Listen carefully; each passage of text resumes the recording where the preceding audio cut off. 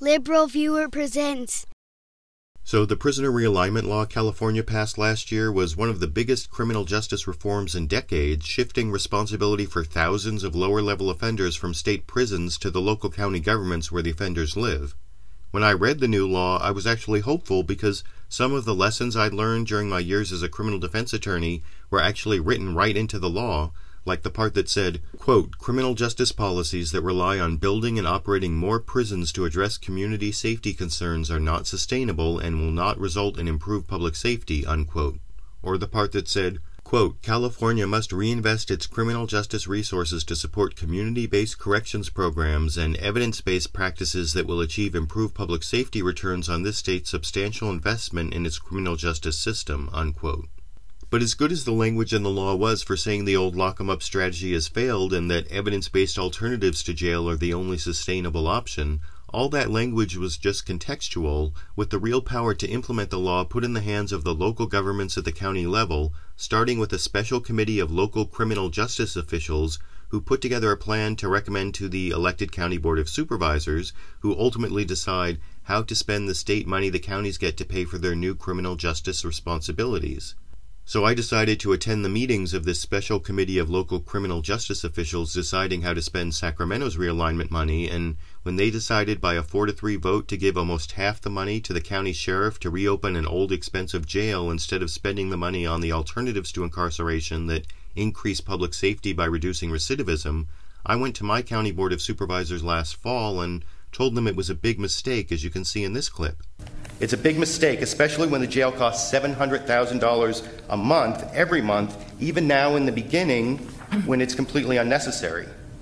Delaying opening that jail for even 1 month would save enough money to double our spending on the programs that we know from all the evidence will actually help the people from our community improve their lives, which also increases public safety for everyone. That's why our new responsibility here in Sacramento County is also a new opportunity, and that's why I'm asking all of you to please not squander that opportunity and waste our money reopening an old expensive jail before it's a necessity when you can spend so much more money instead on the alternatives to incarceration that really do increase public safety by reducing recidivism. Of course, even when I was making that plea to my county board of supervisors last fall, I knew it was a lost cause because the special committee of criminal justice officials had already voted 4-3 in favor of reopening that old expensive jail, and the elected county board of supervisors wasn't going to reject that recommendation, and sure enough, the board of supervisors voted 4-1 to accept the plan that gave the sheriff's department almost half the state's realignment money to reopen the old Roger Bauman jail. Last month, however, I found out that after getting all that money to reopen the old jail, the sheriff's department decided to just fold a lot of that money into its existing budget instead of immediately opening the jail, as my local NBC News affiliate, KCRA, reported in a story that began like this. On the hot seat, a special panel telling Sacramento County Sheriff that he has some explaining to do after they say he spent millions of taxpayer dollars in an unauthorized way. KCRA 3's Mike Cassell shows us why, even though the sheriff admits what he did, he isn't in any trouble. I guess by telling us the sheriff's not in any trouble, the local news anchor is kind of giving away the ending to the story that continued here. It appears that our strategy to be good stewards of the taxpayer dollar did not comport with what was written in the plan. You heard right. During a meeting of a special county panel, Sacramento County Sheriff's Department admitted that it did not spend taxpayer dollars as initially authorized. Of course, I didn't have to learn about the sheriff's unauthorized spending from this local news story because that's me on the left side of the picture attending the meeting of the special panel that local news reporter Mike Cassell then reported on here. A special panel set up in Sacramento County to disperse that money made very clear that that money was supposed to be used on rehabilitation programs as well as on the cost of housing inmates. But instead of using that money last fall to open a new jail wing for state inmates as authorized by the special panel, the sheriff instead initially used it to pay for already existing jail expenses. That's money that could have been used on actual rehabilitation programs. Yeah, which is what we're very poorly funded at the moment. Now, as bad as it was that the county couldn't spend money on the rehabilitation programs that actually help people because the sheriff's department took the money under the pretense of reopening the old jail but then spent the money for months without opening the jail, what was even worse was the way the special panel of criminal justice officials reacted to the sheriff's unauthorized spending, as you can see in the final local news clip here. That very same panel on Thursday passed an amendment to retroactively authorize the sheriff's previously unauthorized expenses.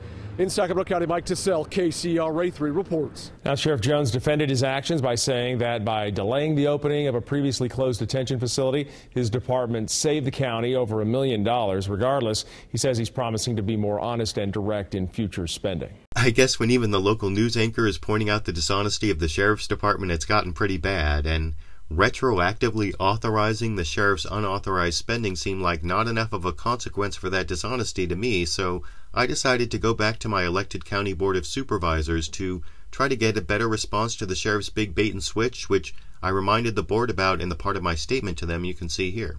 Based on what sounded like scare tactics from the sheriff's department, 4 out of the 5 of you voted to spend the money on the Roger Bauman jail instead of the rehabilitation programs that actually help people. And as disappointing as that decision was last fall, what happened next was really outrageous.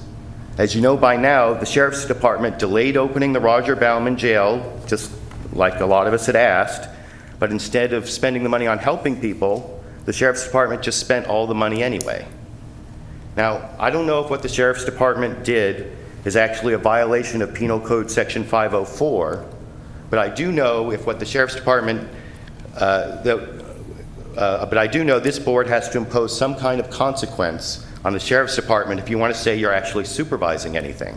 Now, I mentioned a violation of Penal Code Section 504 there because that's the law making it a crime when a county official, quote, fraudulently appropriates to any use or purpose not in the due and lawful execution of that person's trust any property in his or her possession or under his or her control by virtue of that trust, unquote. But I wasn't asking for a criminal prosecution, just an audit of the unauthorized spending, as you can see in the continuation of my statement here.